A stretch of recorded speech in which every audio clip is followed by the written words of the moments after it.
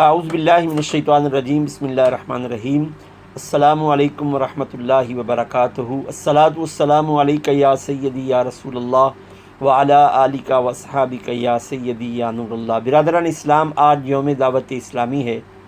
میری طرف سے دعوت اسلامی سے وابستہ تمام برادران اسلام کو، تمام اسلامی بھائیوں کو، بالخصوص امیر اہل سنت دامت برکاتہم عالیہ کو یوم دعوت اسلامی کی مبارکباد پیش کرتا ہوں۔ اللہ رب العزت پیارے حبیب صلی اللہ علیہ وآلہ وسلم کی نالین اقدس کے صدقے دعوت اسلامی کو دن دگنی اور رات چگنی ترقی عطا فرمائے، اور اس کا پیغام پوری نسل انسانیت تک پہنچائے، کیونکہ اس کا پیغام بہت